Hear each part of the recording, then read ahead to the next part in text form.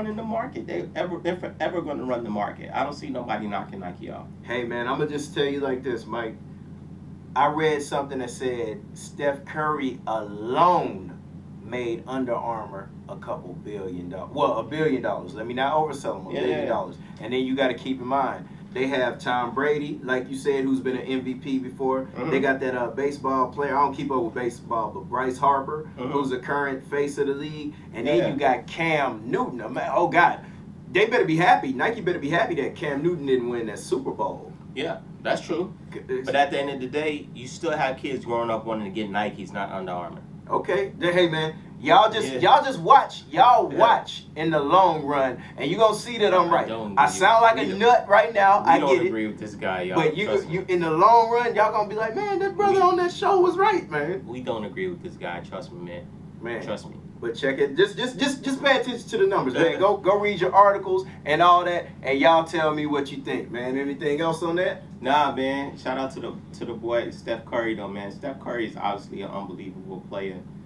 Man, the best shooter ever. So I'm happy for Steph Curry. And the most important I like about Steph Curry is that he's a family man, humble guy too. You know what I mean? The type of guy that, you know, you could see yourself honestly being friends with. So shout out to Steph Curry. I'm happy for him and success, man. Yeah, man. I shout out to Steph Curry. You all that, man. You robbed my Rockets of a title last year, man. But we chilling, man. He gonna rob y'all one this year see, too. Look at him. And James Harden, I'm rocking with your shoe, man. When your shoe come out and it go on sale, I'ma grab that shoe, man. But y'all know what it is, man. James Kardashian. Nah, this guy here, man. But man. Have you seen your boy Katt Williams in the news lately? I seen that shit, yo. Look, man, you know what? I was looking at this yesterday and honestly paying attention to it. Katt Williams, honestly, he has to do this for attention. No way, no how do I think Katt Williams is not doing this for attention. I know people might say he's on drugs, this and that, but Katt Williams honestly has to be doing this for attention. I was really looking at that video. He knew somebody was recording him because you could see the kid right there recording him, right? The little kid.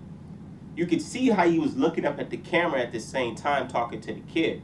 And then you still punch a 17-year-old kid in the face? You had to be doing this for attention, dog. Nah, I don't think you punch a kid. In this day and age, I don't think you punch a kid for attention, Mike. Then what else is he doing it for? Because he has to have common sense to know, like, this is the dumbest thing for me to punch this kid, knowing that I'm being recorded right now. He felt threatened, Mike. Katt Williams is like 5'5", man. This kid walked up on him. He's bigger than Katt Williams. He had him backed up in a corner. Katt Williams is a man. He didn't do anything any different than you and I would do. And he told I'm not punching a 17-year-old kid. Baby, I know you don't want me cursing. Mike, I'll beat the shit out of a kid. Come on, man. If a kid got me backed up into a corner and I tell you, hey, kid, go on about your business. In no way was that kid threatening. And then, first of all, I just read something right before you came in. They interviewed the kid. Okay, what everybody thought the kid was in the 7th grade. Guys, the kid is not in the 7th grade. The kid is 17 years old, so he has to be like a junior or senior in high school. All right? The kid said in the interview they was playing soccer. They was playing a friendly game of soccer. And after the soccer game was over, Katt Williams called the kid over there because you noticed the kid walked up. And the kid said that Katt Williams said, if you got a problem with me, punch me. And the kid was like, nah, I'm not going to punch you. The kid was like, do you want to square up? So since Katt Williams like, punch me, the kid was like, nah, I ain't going to punch you. Do you want to square up? So the kid actually tried to you know, go one-on-one with the dude like a real man. And so that's when Katt Williams sucker punched the kid when the kid looked away. So for me, Katt Williams is how old? 40? Yeah, you're around 42, something like that. You sucker punch a 17-year-old kid, and then let me say this. Katt Williams honestly threw one of the weakest punches I ever seen in my life come from a grown ass man. Yeah, he should have threw 2 more with it. Yo, that punch was honestly like a damn kiss on the cheek a little bit. That didn't even move that kid. I mean, I'm with you, and it didn't even move the kid. And I'm not gonna lie, man. I watched the whole video, and I was it wasn't funny to me. Like, it was just sad because I'm like, man. At one point, Katt Williams was we rooted for Katt Williams. But that's why I said he has to be doing this for attention, because common sense would be like, why punch? Now, to your point, if the kid walked over there and just started stealing off on Katt, cool. But you say he felt threatened. Like, I didn't see the kid threaten him in no way. Mike, he walked up on Katt Williams. Now, what the kid said in the video that you watched, I don't know. That might be true. It might not be. Yeah. But what I saw in this video, he walked up on Katt Williams, and Katt Williams like, "Hey man, look, go on about your business, man. Get up off me." And he's backed up into a wall. And Katt Williams threw that whack punch, like you said, and he didn't connect. And then next thing you know, the boy had Katt Williams on the ground looking crazy. He do nothing with it. But I mean, Mike, in this day and age, young boys think that they're men and they step to me. This is my issue. If you're a boy and you step to a man like you are a man, that man has every right to roll you up.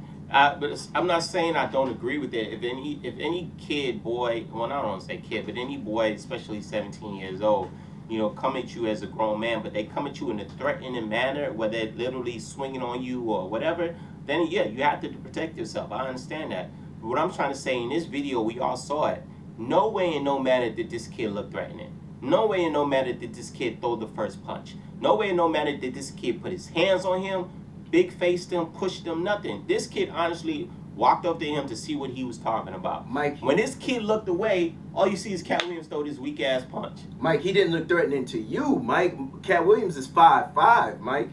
But shit, we seen Katt Williams in the club in Philly trying to beat up 5 guys at once. I mean, now that was, and this is why it's not funny, because it's like, man, what's Katt? What's going on? So you trying to tell me he was more threatened by the 17-year-old kid than 5 hood dudes, goons in Philly? I mean, obviously, Katt's going through something, though. But that's what I'm saying. He has to be doing this for attention, because that's why I was like, I don't want to even put no fault on this kid, because honestly, I didn't see this kid doing anything wrong. Mm-hmm. And then, worst case in that, damn, Katt, you took an L. This kid had you in the Chris Benoit figure 4 lock. Could have choked the shit out of you. He did take an L. You see Katt doing this. He did take an L, man. I mean, Mike, no, Mike. These kids think they're, Mike, I worked at a high school, Mike. These kids think they're on your level, Mike.